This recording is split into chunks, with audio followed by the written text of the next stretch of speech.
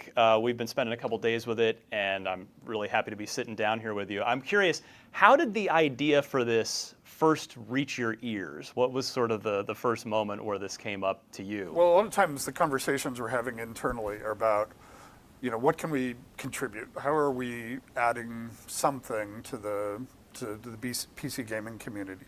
So if you look at Index and Alex, that was for us trying to answer the question of, how can we push forward when we're designing software and hardware hand in hand to allow us to take advantage of this new opportunity of VR. It was an important step, and I think it sort of lays the ground for future work we're going to be doing on both the game side and the hardware side. That's sort of how the conversation goes, is what are we doing that's going to move stuff forward? I think a lot of gamers have always felt that there's not a great mobile gaming hardware device out there for us to use. So if I'm a customer, I'm either using touch, which is terrible for first-person shooters, or I have to go, in a proprietary direction that has really limited access to titles. And if I'm a developer, I'm living with those things and saying, I really hate having to apologize for the kinds of experiences we're giving people on the mobile device. So that, in that sense, it was a pretty natural conversation for us to have. And there are things at various time horizons that you're looking at. So obviously, I've been thinking a lot about brain-computer interfaces. Yeah.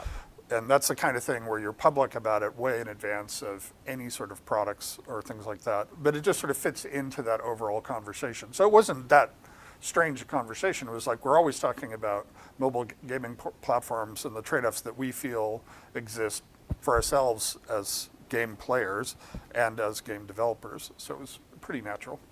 So it sounds like you didn't really need much convincing. It was a pretty organic idea. It's like any gamer. It's like somebody comes along and says, here's actually the kind of gaming experience where you can take the best games in the world and run them in a mobile environment.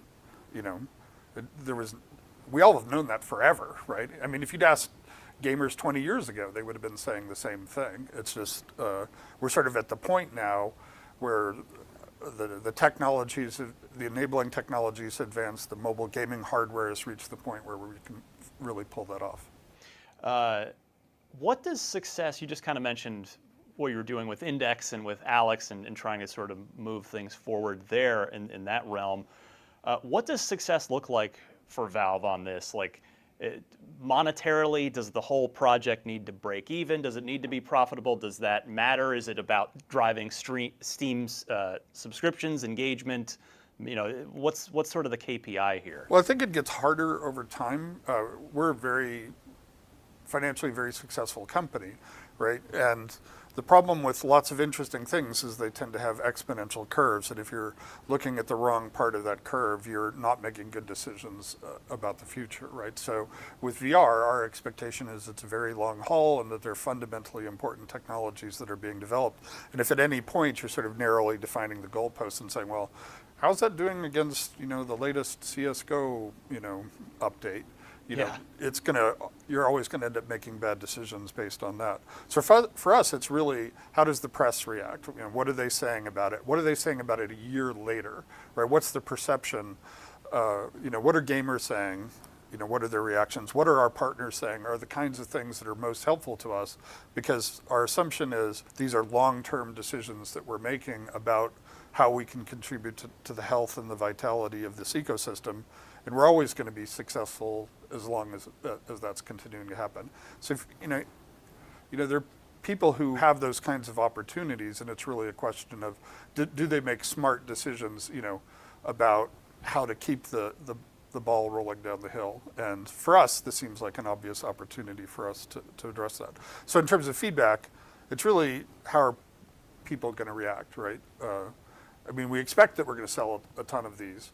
But it's more important where everybody says, and we can't wait to see what comes next. Yeah. Or developers coming to us and saying, this opens the doors to a lot of opportunities. So it's just about those expectations about the future, which are going to be most critical in us determining whether or not we've been successful. Pirlo, from your perspective, what does success look like on this project?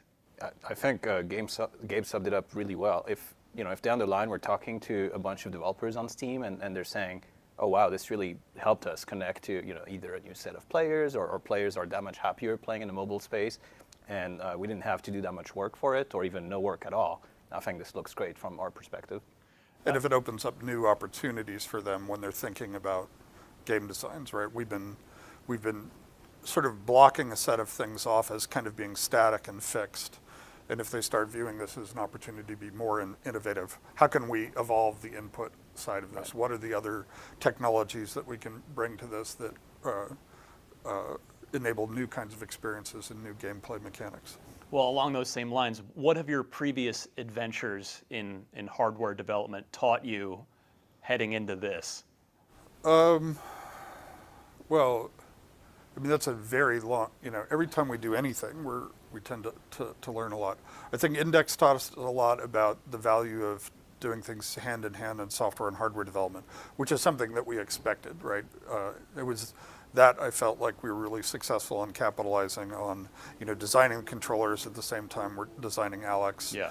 Trying to do stuff in a game really informs that. A lot of the technologies we've developed in some of these other hardware devices, like the game controller, applies directly to this. The learning curve has to be zero, right? You just have to be able to hand something to them and they say, oh, I know how this all works, right? It's like, oh, look, it does exactly what I expected. I used the touchscreen and it, worked properly. I'm used to, let's say, an Xbox controller. Oh, this behaves exactly how I'm expecting and the games are working. So that's an example of something that we learned there. Price performance is going to be one of the critical factors in the mobile space. And so we've had to be very aggressive in terms of pricing on the deck. Well, speaking of which, I think this is the part where you get to tell me the price, because the audience will know by now, by the time this interview's up, but we've been seeing everything, and so we've actually been curious while we've been here. Now we know that there are multiple versions, all not teraflop wise, not power wise, but just we've got this different storage levels. So what is the price level here? The three price points are $399 for $529 and $649, and the only difference between those is the amount of storage and the speed of the storage. So as you go bigger, we're also making it faster. Yeah, and you've got an NVMe drive in there. Yep. Yeah. And so that's the difference. But all of the other characteristics, in terms of the gaming performance that you're going to get, they're going to be identical. I'm curious, what were some of the other names considered for Steam Deck on the whiteboard? Steam Buddy, Steam Pal. Very early on, we had pretty terrifying prototypes, so we gave them appropriate names like Ugly Baby and things like that. Those weren't great. Steam Ugly Baby. Yep. Yeah, so we didn't go for that as far as name goes. So one of the really interesting aspects of this that I guess I wasn't expecting coming in here, since we're here just for full context, we're here about a week before this thing gets publicly announced, is it is a PC and it can run other game stores. So you can connect up, you're not just locked into Steam here, which I think when you look at a device like this, that's your expectation. At least it is for me as a gamer, is, oh, well, I'm in that ecosystem and that's it. So it basically means that this thing is the Xbox handheld that Microsoft never made, because if you have Game Pass, you can just sign in on the Microsoft store, download their PC games. Have you talked to Microsoft at all about this yet? Because obviously, I'm sure you have a limited circle of trust here. Like, do they know you're about to release an Xbox handheld? Well, you know more of the details than they do, but our view is that the openness of the PC ecosystem is the superpower, right? That we all collectively benefit from. So if you want to install the Epic Game Store on here, if you want to, run an Oculus Quest on it, those are all great. Those are features, right? Yeah. That's what I want to hear as a gamer. I don't want to hear that somebody's got some Trojan horse that's going to try to lock me down. I want to hear whatever I want to do. If there's hardware I want to attach to it, if there's software I want to install, I can just go and do it. And we think that's great. Yeah, all the people working on this product are PC users themselves, right? And we know that there's tons of value that is not necessarily on Steam that we use on a daily basis, either in gaming or non-gaming users. So we would have been pretty bummed to try to deliver something that's essentially just a portion of what PC is all about. What were the guardrails for this project from maybe from your level as the person sort of encouraging and green lighting everything? Like, were there any sort of limitations or was it just sort of make the best thing were you trying to hit a price point? Like, I'm just kind of curious how it shaped from like the 10,000-foot view of what we ultimately ended up with here. The most fundamental one was great performance on your entire Steam library, right? That's the fundamental thing that needed, and it had to be open. And then that was the thing. It's just like, I want to be a gamer who's used to playing, PC games. I want to pick this up and says, oh, it all works. Yeah. It's all fast. And then price point was secondary and painful, but that was pretty clearly a critical aspect to it. But the first thing was the performance and the experience was the biggest and most fundamental constraint that was driving this. You just want to hand this to somebody, who plays PC games and have them go, oh, this is great.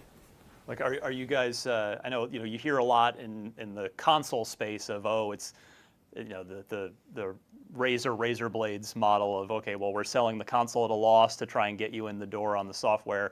Like, are you guys trying to just break even with it and just get these out there, or can it be something?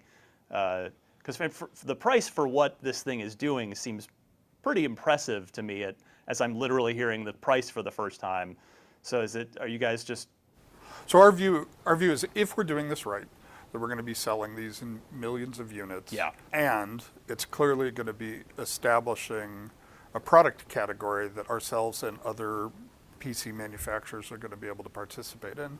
And that's going to have long-term benefits for us. So that's sort of the frame in which we're thinking about this. There aren't sort of explicit,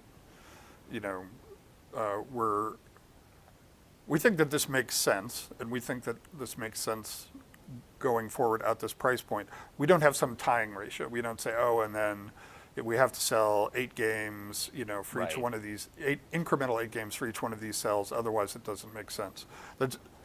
Our calculus is more just sort of like, is this the right product, and is it a great way to test out the assumption that there's a huge amount of value both to game players and game developers to extending the PC ecosystem in this direction. That's the real test more than anything else. That wider view of the curve you were talking about earlier, rather than looking at it super narrowly. Right. Nobody has ever said, oh, we have a giant success where clearly there's huge demand for this, but our margins are too thin, right?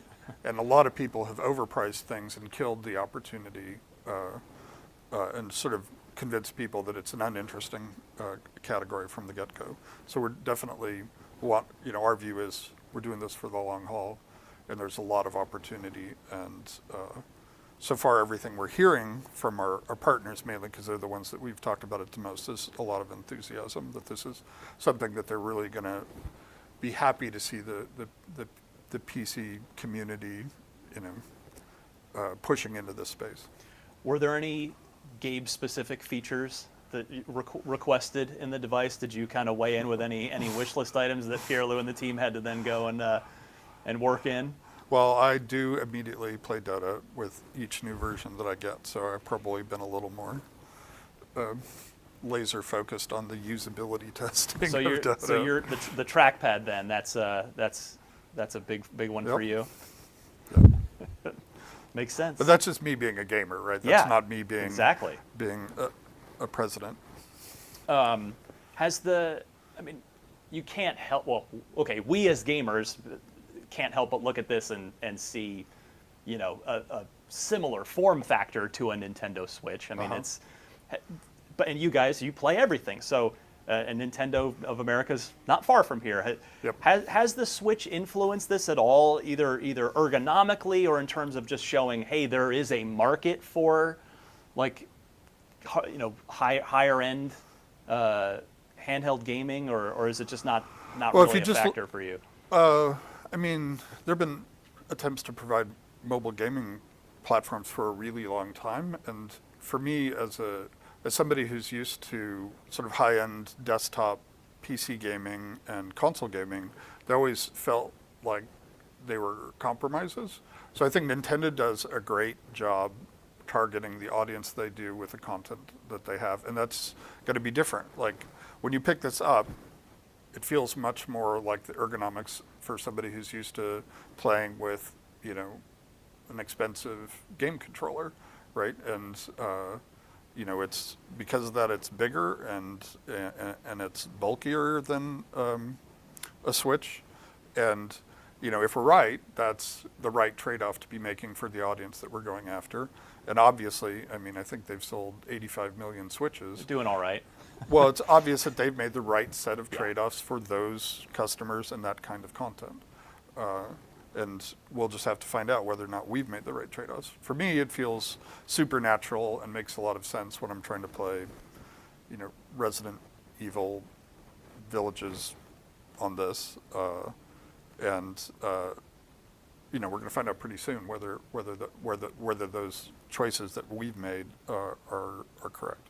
But I think they are. So, Pirlo, how about you in terms of, was there anything about the Switch where you guys kind of collectively go, oh, well, we like this about it, so let's look at that, or we don't like this about the ergonomics of it that we want to address on our device? I don't want to criticize. I mean, there are a huge number of people who love their Switches, Yeah, so I of don't course, want to come across as negative. Yeah. We never really looked at it in those terms. Yeah. Like we're focusing on, as Gabe said, like our library and what people are, how they're engaging with PC and trying to get the best solution for that.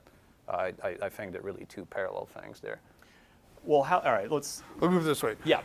If you're a gamer and you pick up a Switch and you pick up one of these, you're going to know which one is right for you, right? And you're going to know it within 10 seconds. So, what can Valve do to help avoid the pre-ordering nightmare that gamers endured with the Xbox Series and the PlayStation 5 launches last year, or if anything? we're going to have a reservation system. People can, as soon as the announcement goes live, they can start reserving whichever SKU they want. So, and that'll give them a sense of when those deliveries are going to occur. And all the we're not going through any sales intermediaries, so they should have a pretty accurate understanding of when they'll get their devices. So all sales will go through Valve, similar to the Index. It won't just be in Target or Best Buy. We may end up doing that eventually, but for now it's just a lot easier to communicate to customers about like delivery dates and things like that. Yeah. When it's directly between what we know about our our production capability and the customers. Well, over the last decade, but particularly maybe half decade, Valve's really become every bit as a hardware company as it ever is or was a software company. Are there any other areas that you're still looking that you see in the future for Valve that you want to branch into? You mean in addition to hardware? Yeah. Well, hardware plus software is a pretty big. That'll keep us busy for a while. So. Oh, unless I decide to go to medical research for brain-computer interfaces. Well, that's exactly where I wanted to go next. Actually, is that was a topic that I was surprised to hear from you about last time, and it sounds like something you've been putting a lot of time and energy into that. Has the pandemic changed your sort of thoughts on that at all, either to try and accelerate that research, or I'm just sort of curious, where 1 year later, talking to you from a year ago to now, is that still a big focus and absolutely thing for you? Yeah. Yep. Super exciting. I think the things that we'll be able to do are, it's one of those highly speculative bets, and and within our company, it's the kind of longer range risky thing that it's probably easier for me to do than other people, simply because I've got a track record of making risky long-term bets, some of which have paid off and some of which have not. So, but I've got enough. There's less stress on me pushing in those kinds of risky directions than there is for other people. So it's a useful role for me internally in sort of the political economy of Valve. This one I think would be good for both of you here. both in terms of first for Gabe, has your time in New Zealand and obviously the weathering the pandemic changed your thinking about centralized office and operating a company in general? And Pierre, I'd be curious then to get your perspective on it from the actual team developing this thing, the sort of ups and downs of being together and then being not. On my side, I think if anything, it reinforced my belief of the benefits of everyone being in the office and collaborating.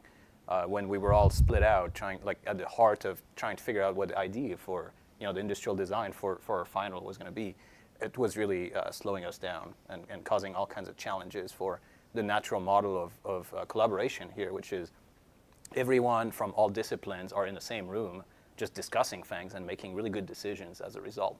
So I think everyone was really eager to get back in the office. That might largely be due because of the way we work, but I think for Valve it's the right model, and we're really all happy to be back here in the office. So I think we all got better at working remotely. I was working just a little more remotely than most other people. I think if you looked at sort of coarse measures of productivity, just the lazy, how many lines of code get checked in, how many assets, our productivity was impaired about 25% over the last year. Like everybody's like, what does the pandemic mean for me personally? What does it mean for the business? What does it mean for the team that I'm working on? So we tried to just sort of come up with really quick and dirty ways of measuring that. And so it was like about 25%. But that wasn't homogeneous across all the different things that we do. Yeah. So things that involved you, like going off and thinking, like just pure code production. Like I already know what I'm going to go write, and I just know that I have a bunch of code I need to write. That actually got a little bit better. Anything that required sort of back and forth collaboration, like it was a great time